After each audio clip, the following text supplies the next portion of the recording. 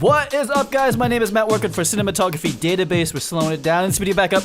Today we're going to be talking about lenses, cinema lenses, because it is IBC 2016. I'm really bad at years for some reason, and we're going to be talking about some of the new lenses that came out, and I'm going to be talking about how I think the lens game has changed and where these new players fit in the lens game. Hashtag lens game. Lens game.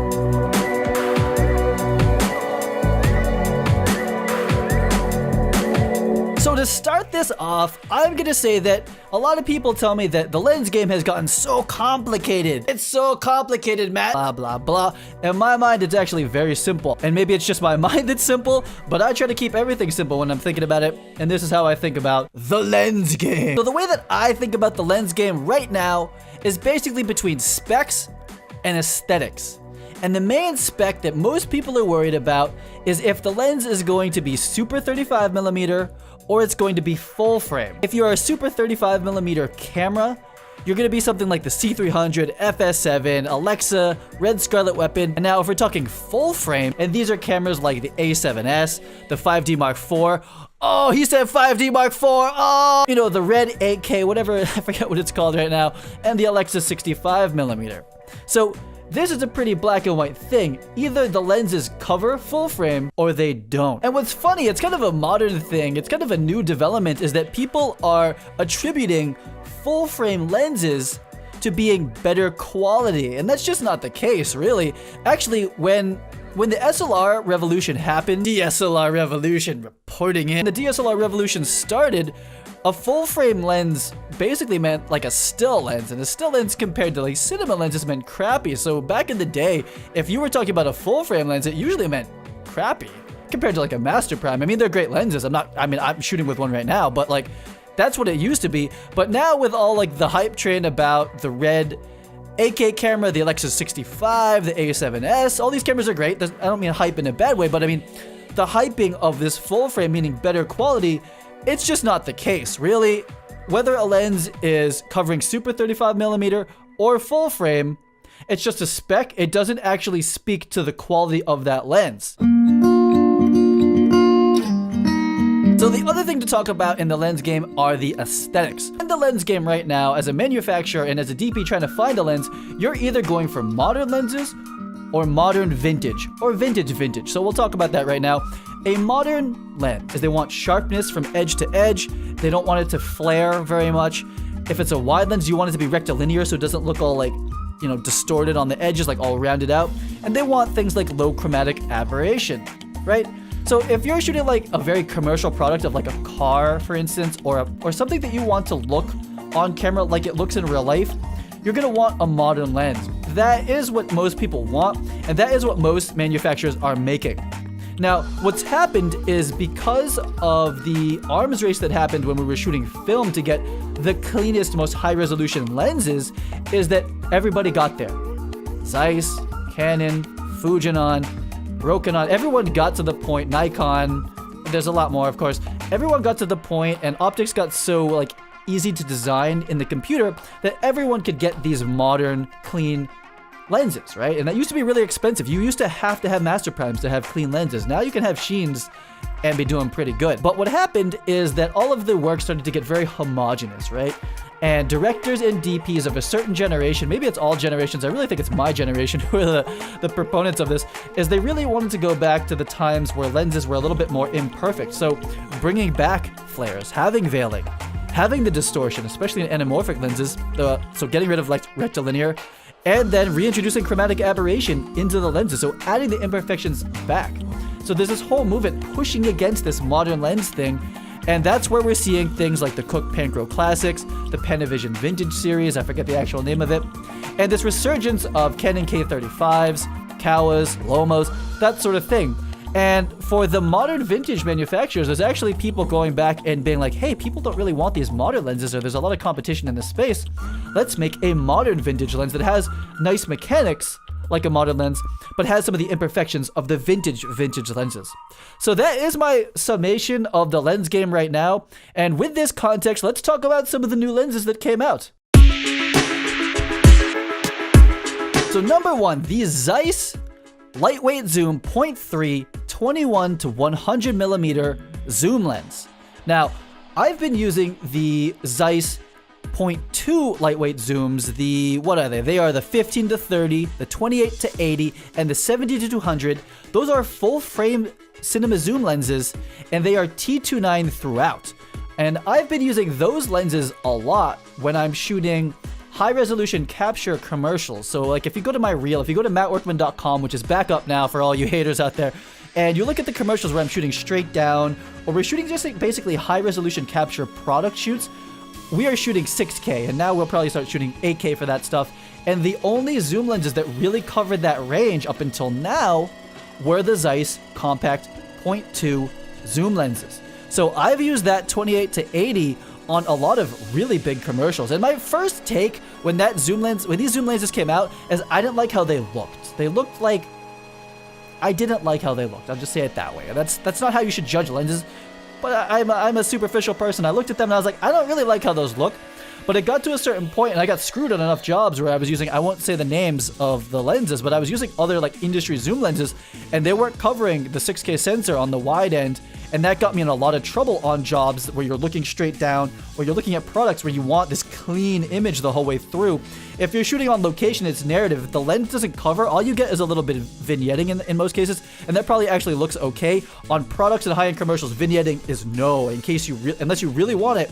And in most cases, vignetting is added in post selectively. You don't want to force a client into having vignettes on your footage that's supposed to be clean and pretty. That is fireable. I've had bad things happen. Long story short, the CP 0.2 full frame zoom lenses, they are my go-to zoom in a lot of cases for shooting 6K, 8K footage.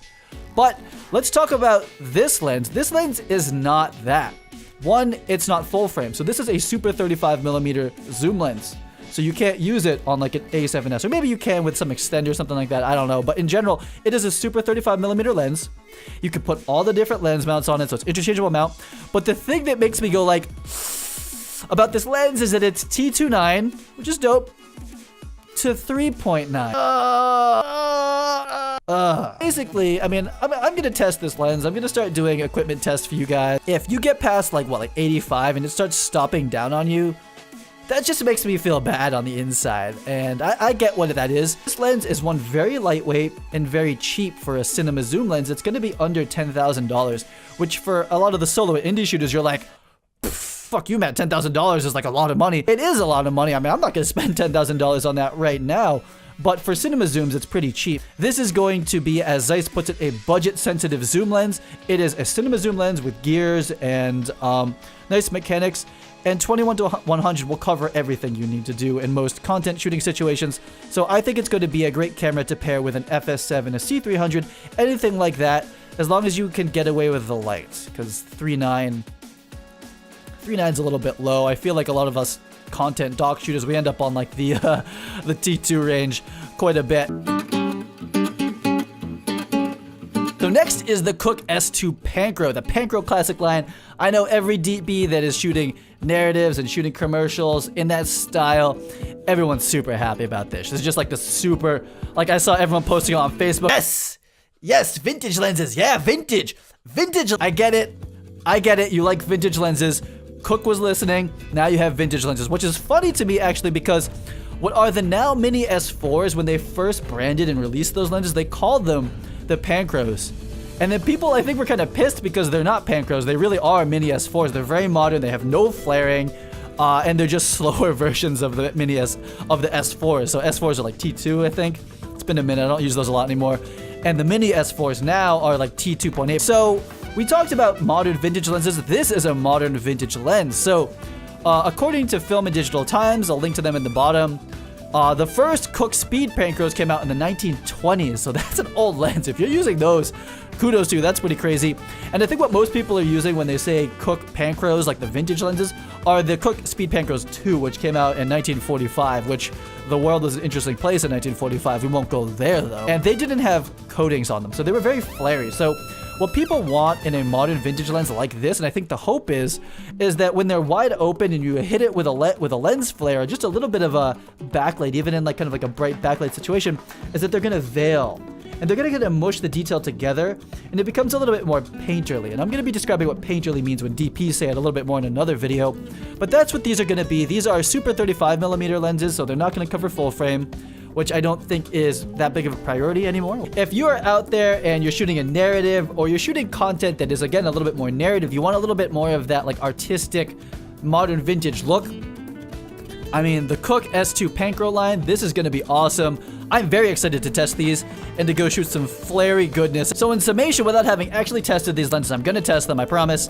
The Cooke S2 Panchro line, you're basically combining the warmth and nice attributes of a Cooke S4 with some of the beloved vintage speed Panchro flaring and veiling. You're putting those together. How expensive are these lenses? I don't know, but I know this is having DPs basically going, shut up and take my goddamn money, Cooke. Or at least my rental money. I'm probably gonna just rent them and check them out and shoot something for you guys. But yeah, this is having all the DPs come to the yard. Cooke's milkshake is making all the DPs come to the yard. That's right, I'm not above a Kellis reference on this show. I'm not above any.